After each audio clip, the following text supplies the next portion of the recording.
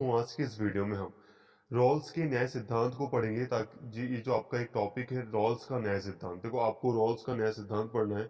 बहुत सारे बच्चे हैं जिन्हें रॉल्स का न्याय सिद्धांत पढ़ना है, तो प्लीज जितने भी बच्चे हैं चाहे आपका सब्जेक्ट कोई सा भी हो, आप रॉल्स का न्याय सिद्धांत यहाँ पर पूरी तरह खत्म कर सकते हैं। आज के इस वीडियो में हम रॉल्स के न्याय सिद्धांत को पूरी तरह पढ़ेंगे। हम बात करेंगे कि रॉल्स का न्याय सिद्धांत ये जो जस्टिस थ्योरी है वो क्या है, इसके साथ ही इसकी आलोचना क्या थी, इसको भी हम कवर करेंगे। प्लीज वीडियो को पूरा देखना ताकि सारी बातें आप आसानी से समझ सकें। तो फ्रेंड्स, जॉन रॉल्स ने एक बुक लिखी थी, ए थ्योरी ऑफ जस्टिस, जहां पर उन्होंने अपने न्याय से संबंधित विचार प्रस्तुत किए थे। ठीक है, 1971 में ये बुक प्रकाशित हुई थी, ए थ्योरी ऑफ जस्टिस। ये बहुत पुराने विचारक नहीं है। ठीक है, 1971 में इनकी ये बुक प्रकाशित हुई और इसमें हमें न्याय के सिद्धांत से संबंधित कई सारी बातें देखने को मिलती हैं। न्याय को लेकर बहुत सारी समस्या रही है शुरू से ही। न्याय क्या है, कैसे न्यायिक व्यवस्था स्थापित की जा सकती है, कैसे सभी के लिए एक अच्छी व्यवस्था स्थापित की जा सकती है, इसको लेकर काफी समय से बहुत सारी प्रॉब्लम फेस करनी पड़ी है अलग अलग दार्शनिकों को, और सभी ने अपने अलग अलग विचार भी दिए हैं। तो इसी से संबंधित रॉल्स ने भी इस समस्या को हल करते हुए, न्याय की समस्या को हल करते हुए न्याय संबंधित विचार प्रस्तुत किए हैं। इसके अलावा अमर्त्य सेन ने भी किए हैं।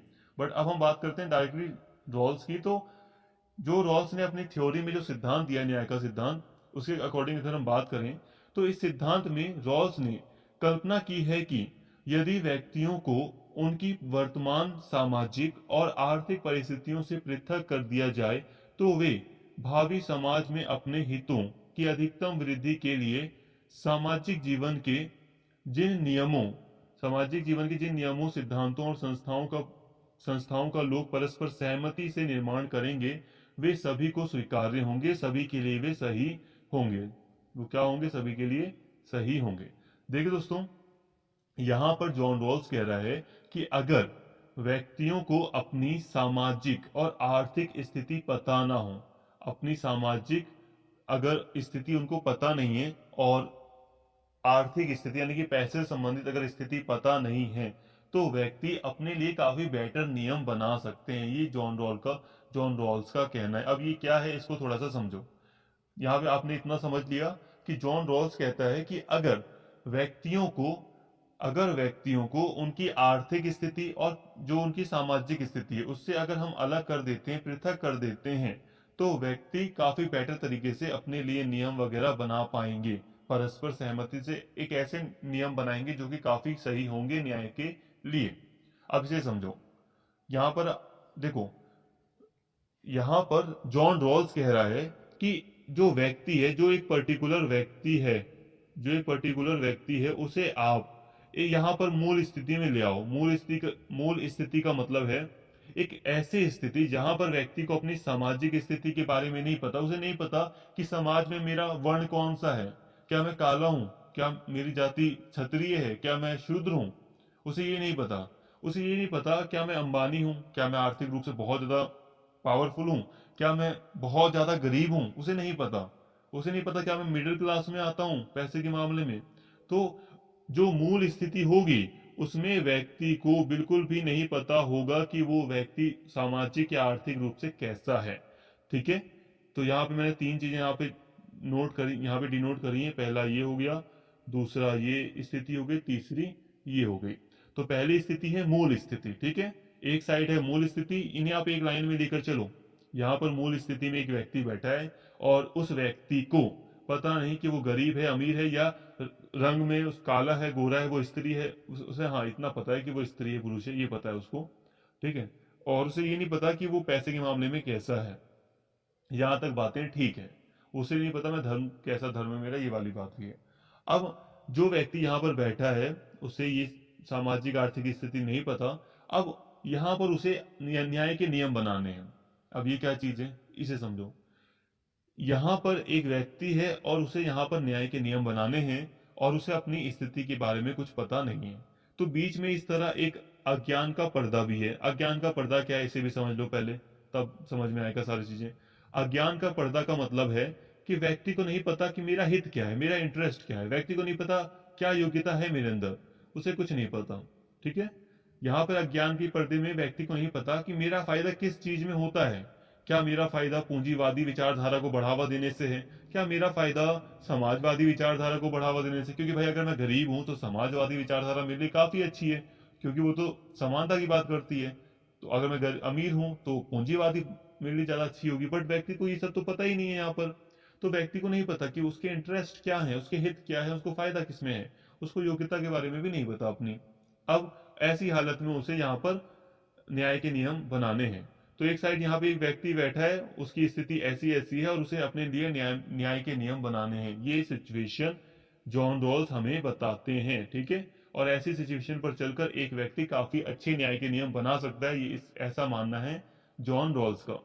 अब कुछ और बातें हैं, इन्हें भी थोड़ा ध्यान रखो। जो व्यक्ति होगा दोस्तों, जो पर्टिकुलर व्यक्ति, थोड़ा सा मैं जूम कर रहा हूँ, जो पर्टिकुलर व्यक्ति है उसे थोड़ा सा मनोविज्ञान है, उसे थोड़ा सा अर्थशास्त्र के बारे में जानकारी है, उसे थोड़ा न्याय सिद्धांत के बारे में थोड़ी जानकारी है। मतलब जो व्यक्ति है उसे अपनी सामाजिक स्थिति के बारे में जानकारी नहीं थी, लेकिन मनोविज्ञान के बारे में उसे थोड़ी बहुत जानकारी है। उसे पता है कि मैं स्त्री हूं या मैं पुरुष हूं, उसे ये पता है। उसे स्त्री पुरुष के बारे में पता है, थोड़ा बहुत इंसान के बारे में पता है, उसे इकोनॉमी वगैरह के बारे में पता है, उसे पता है कि पूंजीवाद क्या होता है, उसे समाजवाद क्या होता है। उसे अपनी स्थिति नहीं पता, लेकिन कॉमन बातें उसे पता है कि अगर एक गरीब व्यक्ति होगा तो उसके साथ कितना अत्याचार हो सकता है, उसे ये बात भी पता है। तो थोड़ा बहुत उसमें विवेक है, उसे बस अपनी स्थिति नहीं पता। ये वाली बातें हैं। तो यहाँ दोस्तों आपको कुछ नहीं समझ में आया होगा मानता हूँ, और उम्मीद करता हूँ आपको यहाँ तक कुछ भी समझ नहीं आया होगा। ऐसा इसलिए क्योंकि यहाँ पर बस मैंने आपको कीवर्ड्स समझाए हैं, कीवर्ड्स, ठीक है। एक्चुअल में मैंने आपको यहाँ पर अभी कुछ समझाया नहीं। अब आपको सारी बातें समझ में आएंगी क्योंकि आपने कीवर्ड्स समझे हैं। जॉन रॉल्स का जो मेन सिद्धांत है वो यहीं पर है। जॉन रॉल्स कहते हैं कि एक व्यक्ति है जो मूल स्थिति में बैठा है, ठीक है। एक व्यक्ति है जो मूल स्थिति में, इस वाली स्थिति में बैठा है, और बीच में एक अज्ञान का पर्दा है, ठीक है। और वो अब व्यक्ति अपने लिए नियम बना रहा है। अब ऐसे में उस व्यक्ति को नहीं पता कि मेरा फायदा वगैरह किस में है, मेरा फायदा किस में है, उस व्यक्ति को नहीं पता। तो अब वो क्या करेगा? वो ऐसे नियम बनाएगा, ये व्यक्ति ऐसे नियम बनाएगा जिसमें इसका फायदा हो, क्योंकि यहां पर ये न्याय के नियम बना रहा है। बट असली समाज में इसकी क्या स्थिति है अभी इसे पता नहीं है। अब ये सोचेगा कि मैं नियम बना रहा हूं असली समाज के लिए, ये जो व्यक्ति है वो नियम बना रहा है असली समाज के लिए। अब ये सोचेगा कि यार कहीं मैं गरीब निकला तो, अब ये सोचेगा कि भाई अगर मैं गरीब निकला तो मेरा तो बहुत ज्यादा नुकसान हो जाएगा, तो गरीबों के लिए कुछ अच्छी चीजें ऐड कर देता हूं। जैसे ऐड कर देगा कि शिक्षा का अधिकार होना चाहिए, ऐड कर देगा कि स्वास्थ्य का अधिकार होना चाहिए, कि गरीबों को न्याय मिलने के लिए अवसर की समानता होनी चाहिए भाई। ये नहीं कि गरीब व्यक्ति को आप हटा दो, उसको अपॉर्चुनिटी ही ना दो। तो इसको डर रहेगा ना कि भाई मैं भी तो गरीब हो सकता हूँ समाज में। तो कोई भी व्यक्ति यहाँ पर जो मूल स्थिति में बैठा है वो रिस्क नहीं लेगा, सिंपल सी बात ये है। उसे ये भी लगेगा कि भाई मैं अमीर भी हो सकता हूँ, तो वो कहेगा नहीं यार पूंजीवादी विचारधारा भी अपनानी है मुझे, पूंजीवाद के तत्व भी यहाँ पर होने चाहिए कि कहीं मैं अमीर निकला तो, क्योंकि पूंजीवाद में मेरा ज्यादा फायदा है। कैपिटल कैपिटल क्लास का पूंजीवादी व्यवस्था में ज्यादा फायदा होता है। तो ये व्यक्ति सोचेगा कहीं मैं अमीर निकला तो पूंजीवादी विचारधारा मैंने नहीं अपनाई, समाजवादी अपना ली, तो मेरी स्थिति तो खराब हो जाएगी असली समाज में, वास्तविक समाज में। तो इसलिए यहां पर कहा जा रहा है कि यहां पे बैठे जितने भी व्यक्ति होंगे वो सबके लिए ऐसे नियम बनाएंगे जो पूरे समाज को फायदा पहुंचाए, क्योंकि उनको डर रहेगा कि हमारी स्थिति अगर बहुत बेकार हुई हकीकत वाले समाज में, क्योंकि अभी उन्हें अपनी स्थिति नहीं पता, उन्हें अपनी स्थिति नहीं पता, ऐसी कल्पना की जा रही है कि उन्हें अपनी स्थिति नहीं पता।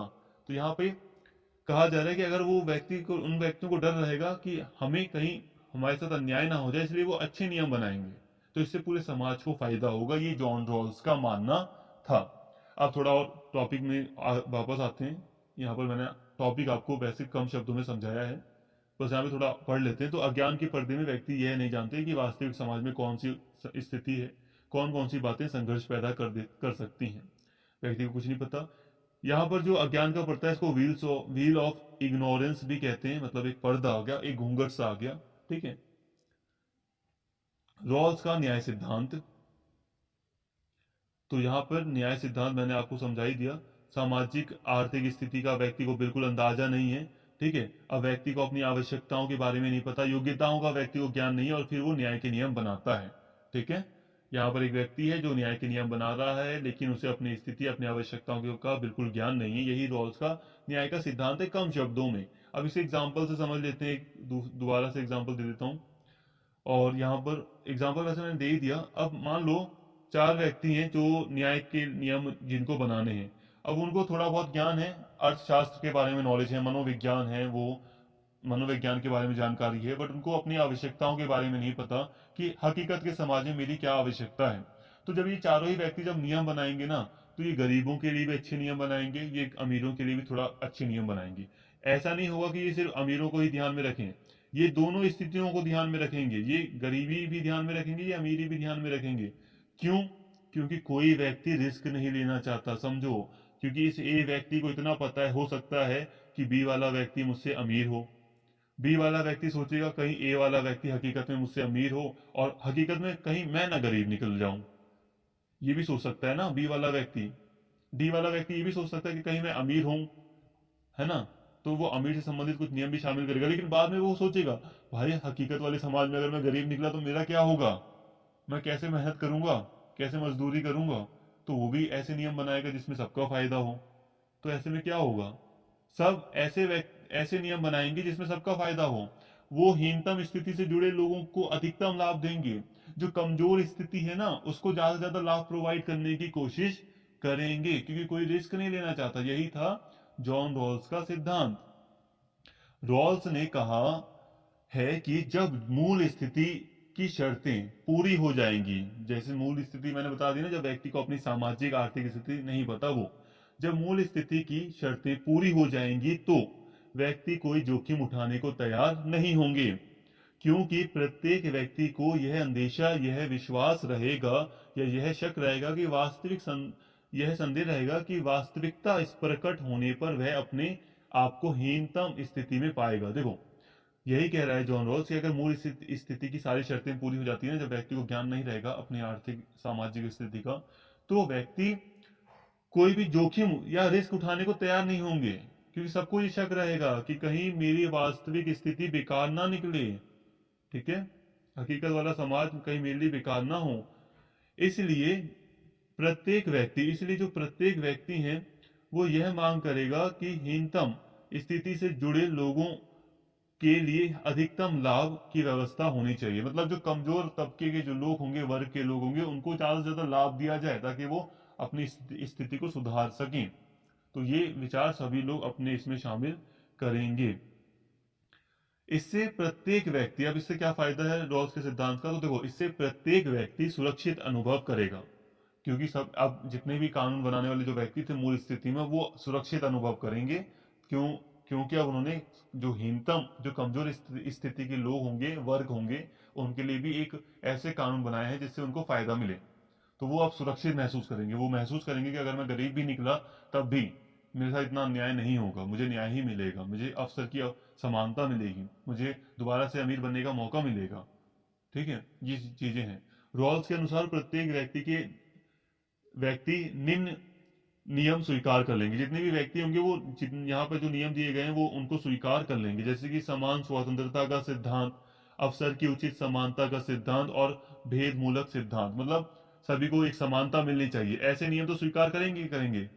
सभी को समान स्वतंत्रता मिले, ठीक है, चाहे वो अमीर हो गरीब, सबको एक जैसी स्वतंत्रता मिले, सबको अवसर की समानता मिले, सबको उचित समानता मिले, किसी के साथ भेदभाव ना हो, भेद मूलक सिद्धांत अपनाएंगे। ठीक है, भेदभाव ना हो किसी के साथ।